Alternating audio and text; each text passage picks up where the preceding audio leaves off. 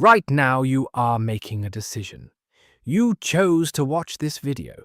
You chose to keep watching. You chose just now to keep your eyes on the screen instead of looking away. Except you didn't. Not really. Not in the way you think. Researchers estimate that you make approximately 35,000 decisions every single day. What to eat, when to blink, whether to trust the face that just appeared on your screen. And here is the part nobody tells you. The vast majority of them are made before you are even aware they exist. Your conscious mind, the part that feels like you, is not the one in charge. It is more like a press secretary. It shows up after the real decisions have already been made, and it reads a statement to the public. In 1983, neuroscientist Benjamin Libet ran an experiment that quietly shook everything we thought we knew about free will. He asked volunteers to flex their wrist whenever they felt like it.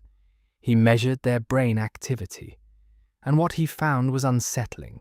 The brain began preparing for the movement about half a second before the person was consciously aware they had decided to move. The decision was already underway before the person knew they had made it. Your brain starts writing the story before you open your mouth to tell it. Psychologist Daniel Kahneman spent his career mapping this architecture. He described two systems. System 1 is fast, automatic, and unconscious. It handles the vast majority of your daily decisions without ever alerting you. System 2 is slow, deliberate, and conscious, reserved for things you actually have to think about. Most of what you do every day runs entirely through System 1. You are on autopilot more often than you are at the controls. That decision to keep watching this video? System 1. The slight unease when something feels off? System 1. The reason you trusted or distrusted a face within the first 100 milliseconds of seeing it? System 1. Before System 2 could form an opinion, the verdict was already in. Your brain is not built to deliberate on 35,000 things a day. That would be metabolically catastrophic.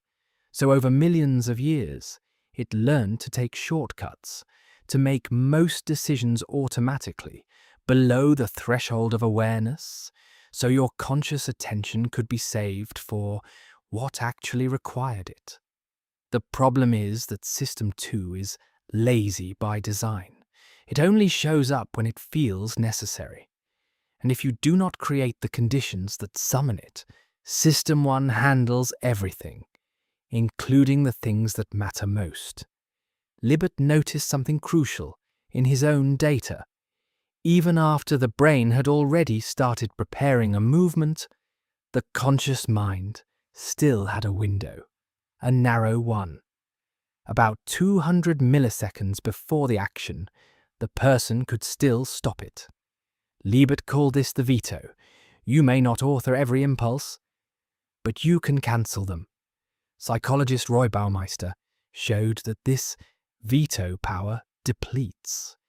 When you use conscious effort to override your automatic impulses, when you resist, stay quiet, push through, you draw down a reserve that does not immediately refill. This is why the worst decisions happen when you are tired, hungry, or overwhelmed. The veto weakens. System 1 takes the wheel.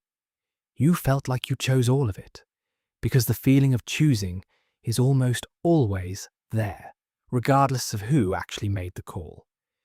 But once you see the machinery, you cannot fully unsee it. You start to notice the gap, the moment between impulse and action where the veto lives. You start to recognize when your autopilot is most likely to take over. You start to ask whether the version of you that is about to act is the version of you that you actually trust. The 35,000 decisions will keep coming tomorrow. Almost none of them will wait for you to think, but a few of the ones that matter will pause, just long enough if you know where to look for the gap. You do now.